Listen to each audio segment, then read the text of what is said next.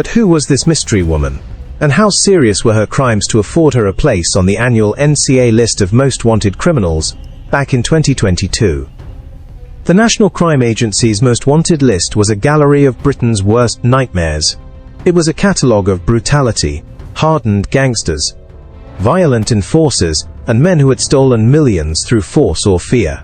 As you might expect, almost every face staring back from that webpage belonged to a man. But among the 21 hardened criminals on that notorious list, there was a stark, confusing anomaly. One woman stared out of her photo with piercing blue eyes, and the smallest hint of a smile. Sarah Panitzke had been Britain's most wanted woman for 7 straight years, by the time Spanish police finally caught her in 2022. For years, she was the solitary female presence on the entire list, a ghost among thugs. But who was this mystery woman, and what did she do to earn a place among Britain's most wanted? Before we dive into Sarah's unbelievable story, make sure you are subscribed and hit that notification bell so you never miss our deep dives into the world's most fascinating cases. And if you are already hooked on this story, go ahead and smash that like button. It helps us bring you more content like this.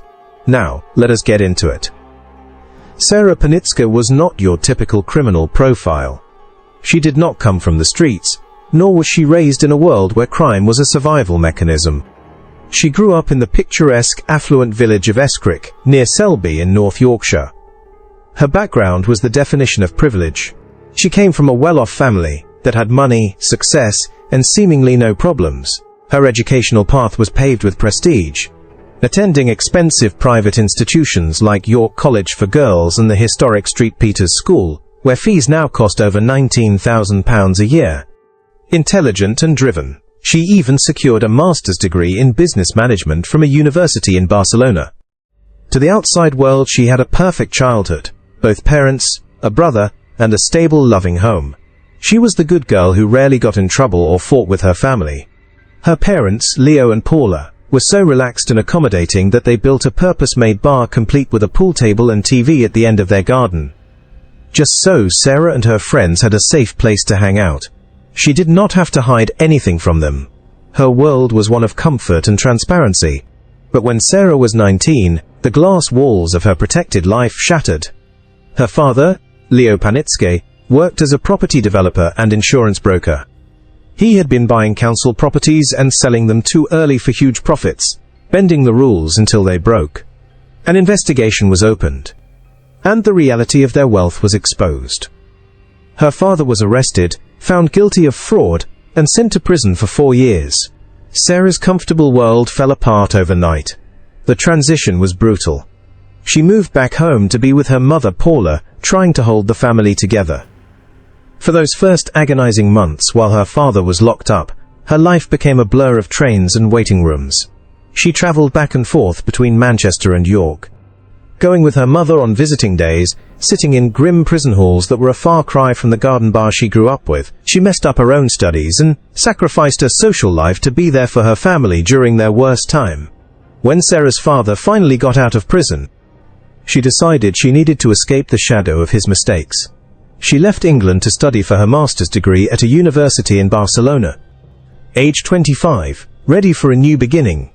But somewhere between leaving York and moving to Spain, the lesson she learnt was not to avoid crime, it was how to do it better. Sarah Panitzke got involved in a financial scheme that would make her father's mistakes look tiny by comparison. She did not just dip her toes into the criminal underworld. She dove headfirst into a sophisticated criminal network that would steal over £1 billion from British taxpayers in one of the largest tax schemes in UK history. The mastermind behind this industrial-scale theft was Geoffrey Johnson, a 78-year-old man from Scotland who had recruited a sprawling web of associates. The network was vast, including Sarah and individuals from towns and cities all across Britain. Scotland, Cheshire, East Sussex, Greater Manchester, Lancashire, North Wales, Staffordshire and Spain. They were spread out all over the country. A decentralized ghost corporation. Investigators could not even figure out how Johnson had found everyone, though they hypothesized that someone overseas acted as the bridge connecting these disparately located criminals. The plan was simple but incredibly effective. exploiting a loophole in international trade known as missing trader fraud. The group bought mobile phones tax-free from EU countries, imported them, and then sold them in the UK for a higher price that included the standard value-added tax VAT. Mobile phones were the perfect commodity. Small, high value, and easy to move in and out of the country while looking like a legitimate logistics business. After selling the phones and collecting the tax money from buyers, the company would simply vanish into thin air without paying that tax over to the government. But the genius of the scam was that it did not stop there. They turned it into a carousel, repeating the trick over and over with the exact same physical products. At one point, the gang was paper trading more mobile phones in a single month than all the legitimate phone sales in the entire country combined. The gang utilized a clever banking system that let them move huge amounts of money around without losing control of it. For each deal, they could effectively steal from the government twice. By owning all the companies involved in the chain, the gang could even claim back unpaid tax from the government for exports that never really happened. The tax office did not catch on for years, because they only checked if the paperwork looked right, and Sarah made sure it always did. Sarah was the linchpin of the money laundering side of the operation.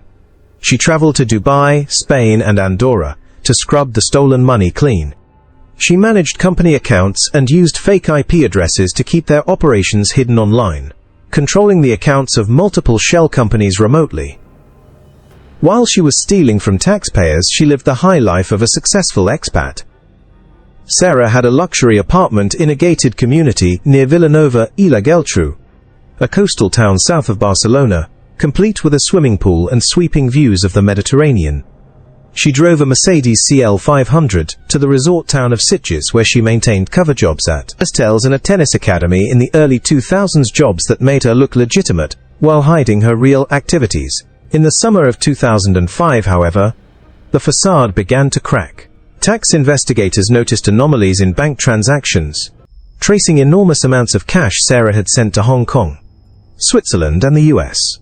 After a grueling 21-month investigation called Operation Volta, authorities raided homes across the UK in September 2007. Sarah pleaded not guilty, as did her co-conspirators. But as the trial dragged on at Kingston Crown Court in May 2013, the reality of her situation set in. She did not stick around to hear the verdict.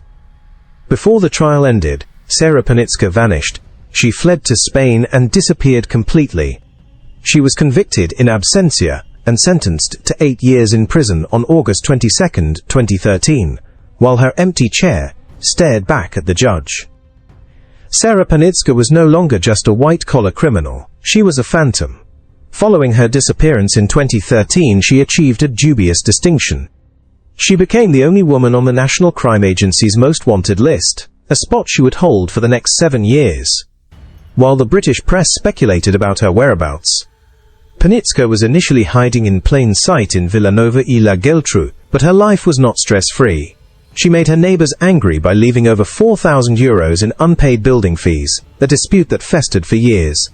Neighbours would later recall her as foolish for drawing attention to herself over petty debts while being hunted by international police forces.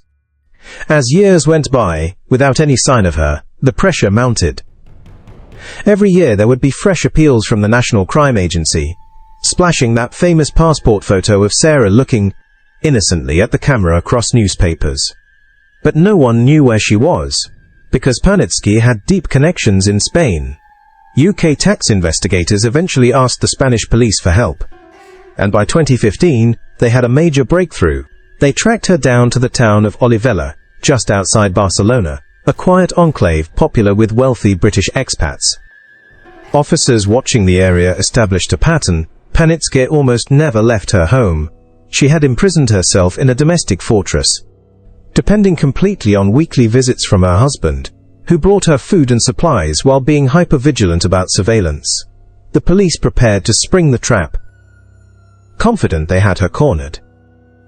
But during the operation, Sarah somehow sensed the net closing. In a move straight out of a spy thriller, she completely changed her appearance, donned a disguise, and slipped through the police cordon.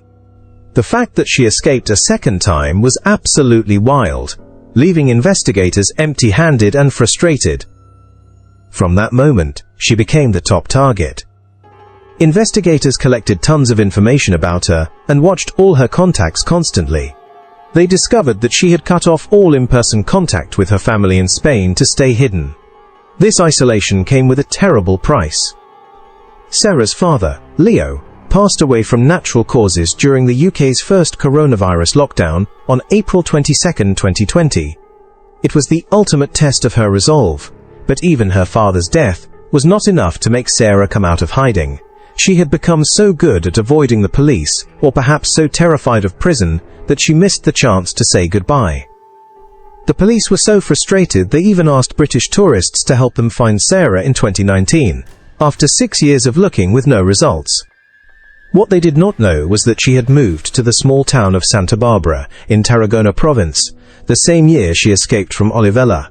She moved into an apartment building with a small pool and views of the Els Ports Natural Park, creating a completely fake identity. On her mailbox was the name Maria Antoneta. Life in Santa Barbara was a far cry from the luxury of her early days. The stolen millions were gone or inaccessible. Life had gotten hard. When her washing machine broke, this woman who once laundered £1 billion became visibly upset because she could not afford to fix it. She tried to make money by selling knitted items and cross-stitch, but it did not work. She made nice bags and tried to sell them to a local shop owner, but he declined. Panitzke would visit neighbors for tea, desperate for human connection, but almost never let people into her apartment. The few neighbors who did see inside would later say that the apartment was completely empty, like a stage set where no one actually lived. She was a woman trapped in a void of her own making, wearing expensive clothes from a past life, while unable to afford basic repairs in her present one. The mystery about the strange, reclusive neighbor in Santa Barbara would finally be solved on a crisp morning in late winter. On Sunday, February 27, 2022, confused residents watched as the quiet rhythm of their town was shattered. An elite team of police from Madrid descended on the streets.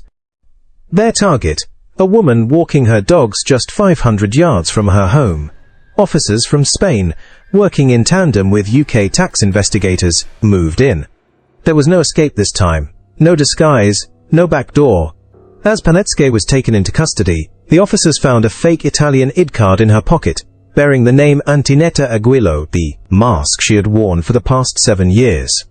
Sarah Panitzke was the last member of the 18-person gang to be caught. Her former boss, Jeffrey Johnson, was already rotting in a cell, having been arrested in Dubai in 2017 and sentenced to 24 years. The circle was finally closed. When she appeared at Kingston Crown Court in June 2022, extradited back to the country she had fled a decade earlier, she received unexpected news. The judge ruled that her original sentence from 2013 would still apply, 8 years. Since she had already spent time in Spanish custody during the extradition process, she could technically be released after serving just 4 years. However, there was a sting in the tail, a massive financial condition. She was ordered to pay back £2,455,913 within 3 months. If she failed, she would face an additional 9 years in prison on top of her original sentence. As expected, the money was long gone. On March 24, 2023, at the City of London Magistrates Court, the additional 9 years were triggered, bringing her total sentence to a staggering 17 years. Even worse, the debt she owes is a living thing. It grows daily with interest at a rate of £538. By February 2023, the total had reached £3.78 million, and as of today, in 2025, it has surged past £4 million. She will effectively owe this money for the rest of her life, a financial chain she can never break. Behind the sensational headlines and the staggering numbers, there are innocent family members who suffered quietly because of the choices Sarah made.